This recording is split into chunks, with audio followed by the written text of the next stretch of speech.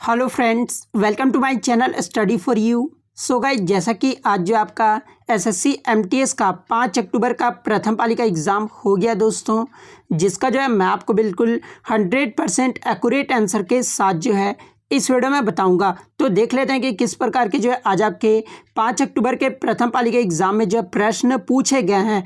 उससे पहले एक बात और दोस्तों, कि जिन्होंने भी अगर चैनल को सब्सक्राइब नहीं किया है तो एसएससी एमटीएस से रिलेटेड पल पल की अपडेट के लिए जो है चैनल को सब्सक्राइब ज़रूर कर दीजिएगा। और बगल में ही आपको एक बेल आइकन यानी घंटे का निशान भी दिख रहा होगा, तो आप उसे भी जो है ज़रूर प्रेस कर दीजिएगा। तो चलिए वीडियो को स्टार्ट करते हैं। तो आज का जो आपका पहला क्वेश्चन आया था कि तेलंगाना हाई कोर्ट की प्रथम महिला चीफ जस्टिस ये जो है कौन बनी है। तो देखिए, हाल ही में तेलंगाना हाई कोर्ट की जो प्रथम महिला चीफ जस्टिस है ना, ये हिमा कोहली को बनाया गया है। तो हिमा कोहली आपका यहाँ पे करेक्ट हो जाएगा। बात कर ले अगर आगे के शिफ्ट में अगर आपसे पूछा जाए कि तेलंगाना हाई कोर्ट के प्रथम चीफ जस्टिस ये जो किसे नियुक्त किया गया था, तो प्रथम जो चीफ जस्टिस है ना, ये TBN राधाकृष्णन को नियुक्त किया गया था। तो ये भी आपको ध्यान में रखना है। नेक्स्ट आपका यहाँ पर आया था कि 2020 के आंकड़े के अकॉर्डिंग टेस्ट मैच में सर्वाधिक कप्तानी करने वाला खिलाड़ी कौन सा है। जहाँ पे ऑप्शन में आपका विराट कोहली, MS धोनी, अजरुद्दीन और राहुल द्रविड़ दिया हुआ था। तो देखिए, 2020 के आंकड़ों के अकॉर्डिंग टेस्ट मैच में जो सर्वाधिक कप्तानी है ना, ये विराट कोहली ने भी किया और MS धोनी ने भी किया है। लेकिन विराट कोहली ने जो है 60 मैच में 36 जो है टेस्ट मैच जीते हैं, और इन्होंने MS धोनी जो है 60 मैच में मात्र 27 जो है वो टेस्ट मैच जीते हैं। तो इसके अकॉर्डिंग जो है विराट कोहली आपका यहाँ पे करेक्ट हो जाएगा।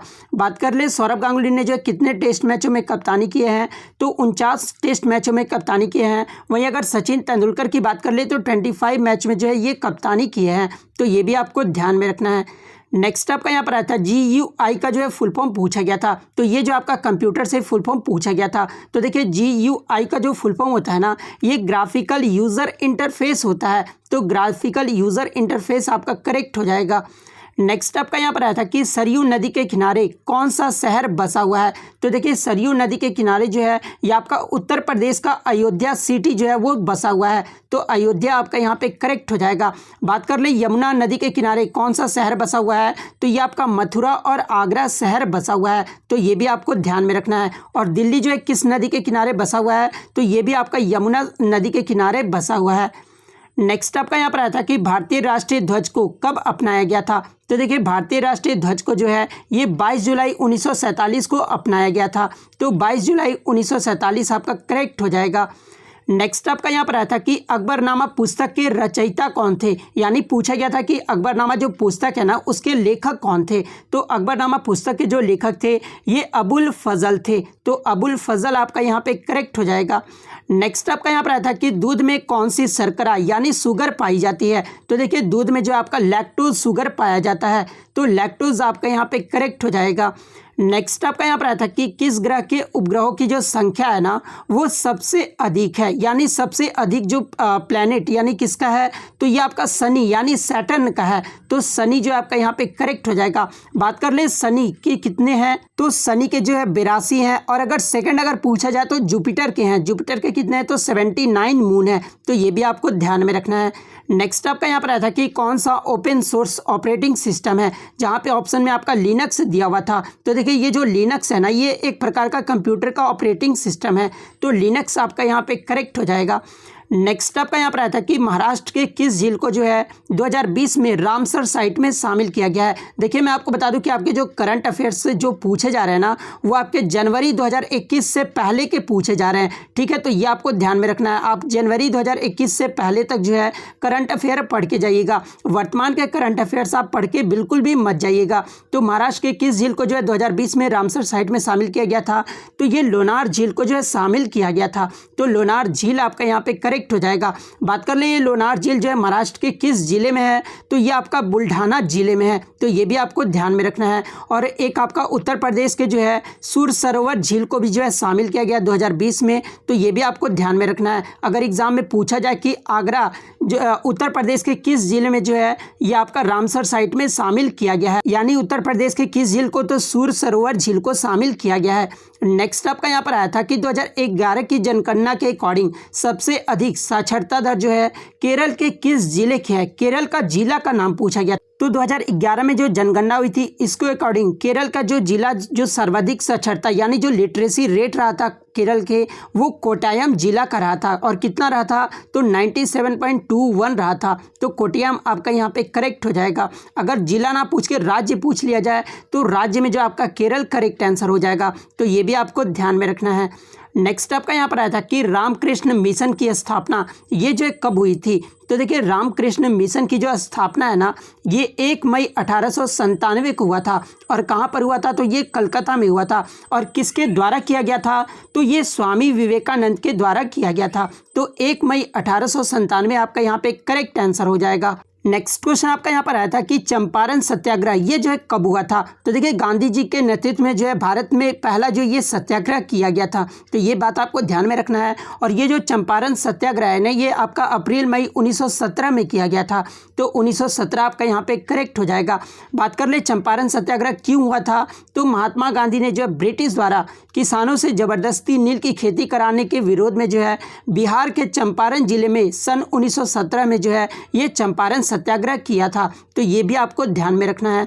नेक्स्ट आपका यहाँ पर आया था कि जनवरी 2021 में किसे जो है भारतीय निर्वाचन आयोग में जो है उप चुनाव आयुक्त नियुक्त किया गया है? तो देखिए, उप चुनाव आयुक्त जो है जनवरी 2021 में ये उमेश सिन्हा को नियुक्त किया गया है। तो उमेश सिन्हा आपका यहाँ पे करेक्ट हो जाएगा। उसके बाद अगर आगे की शिफ्टों में अगर आपसे पूछा जाए कि chief election commissioner of India 2020 में कौन थे? तो देखिए, मैं आपको बता दूं कि 2020 का आपका करंट अफेयर्स पूछा जा रहा है, इसलिए 2020 में जो chief election commissioner of India थे वो सुनील अरोड़ा थे और 23वें नंबर के ये थे। तो ये भी आपको ध्यान में रखना है। अगर पूछा जाए कि वर्तमान में भारत के जो 24वें मुख्य निर्वाचन आयुक्त कौन है, तो 24वें अगर मुख्य निर्वाचन आयुक्त की बात कर ले तो ये सुशील चंद्रा हैं। तो ये भी आपको याद रखना है। 13 अप्रैल 2021 को जो है सुशील चंद्रा को भारत का जो 24वें मुख्य निर्वाचन आयुक्त जो है वो नियुक्त किया गया है। भारत के प्रथम मुख्य चुनाव आयुक्त के अगर बारे में पूछा जाए तो ये सुकुमार सेन थे। और ये कब से कब तक रहे थे? तो 1950 से लेकर जो 58 तक रहे थे। वहीं अगर बात कर ले इलेक्शन कमीशन ऑफ इंडिया का गठन ये जो कब किया गया था?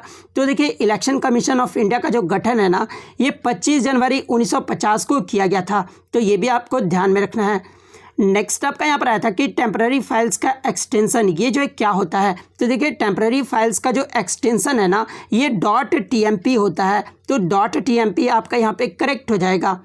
नेक्स्ट आपका यहाँ पर आया था कि काजू उत्पादन के लिए कौन सी मिट्टी उपयुक्त होती है? तो देखिए, काजू के उत्पादन के लिए जो उपयुक्त मिट्टी होता है ना, वो सैंडी लॉम्स होता है, यानी बलुई जो दुमरट और तटीय जो रेती मिट्टी होते हैं ना, वो आपके काजू उत्पादन के लिए उपयुक्त होते हैं। तो तटीय रेती मिट्टी आपका यहाँ पे करेक्ट हो जाएगा। नेक्स्ट आपका यहाँ पर आया था कि उस जगह का क्या नाम है जिसमें बौद्ध भिक्षु रहते थे? तो देखिए, बौद्ध भिक्षु जो है ये बिहार में भी रहते थे और संघास में भी रहते थे। तो आपके ऑप्शन में या तो संघास होगा या तो बिहारा होगा। तो इन दोनों में से जो भी होगा वो आपका करेक्ट आंसर हो जाएगा। नेक्स्ट आपका यहाँ पर आया था कि प्लासी के युद्ध के बाद बंगाल का नवाब कौन था? तो देखिए, प्लासी का युद्ध कब हुआ था? तो ये आपका 23 जून 1757 को हुआ था। और उसके बाद जो बंगाल का नवाब है ये मीर जाफर को बनाया गया था। तो मीर जाफर आपका यहाँ पे करेक्ट हो जाएगा। नेक्स्ट आपका यहाँ पर आया था कि केंद्रीय ग्रामीण विकास मंत्री यानी वर्तमान में जो है मिनिस्टर ऑफ रूरल डेवलपमेंट कौन है? तो वर्तमान में जो केंद्रीय ग्रामीण विकास मंत्री है ना, ये नरेंद्र सिंह तोमर है। तो नरेंद्र सिंह तोमर आपका यहाँ पे करेक्ट आंसर हो जाएगा। कुछ और क्वेश्चन जो है बच्चों के द्वारा मुझे मिले हैं, आप कमेंट करके बताना कि ये क्वेश्चन जो है सही थे या फिर नहीं। एक क्वेश्चन आपसे पूछा गया था कि गन्ना अनुसंधान केंद्र ये जो है कहाँ पर है? तो ये जो आप बताना कि क्वेश्चन पूछे गए थे नहीं। अगर आपको सही आंसर पता तो आप कमेंट करके बताइएगा। उसके बाद पूछा गया था कि भारत रत्न ये जो है कब शुरू हुआ था? ये भी क्वेश्चन आपका पूछा गया था। उसके बाद पूछा गया था कि नीरज चोपड़ा को हाल ही में किसका ब्रांड एम्बेसडर जो है वो नियुक्त किया गया है? उसके बाद आपका एक क्वेश्चन और पूछा गया था कि सार्क के में जो है वर्तमान में कितने सदस्य देश हैं? तो ये क्वेश्चन भी आपसे पूछा गया था। तो आज के शिफ्ट में जो इतने क्वेश्चन ही मुझे मिले हैं जो कि 100% रियल और जेन्युइन है। तो अगर वीडियो अच्छा लगे तो वीडियो को जो है लाइक ज़रूर कर दीजिएगा। चैनल पर नया है तो चैनल को सब्सक्राइब जरूर कर दीजिएगा। तो मिलते हैं नेक्स्ट वीडियो में, तब तक thank you, all the best.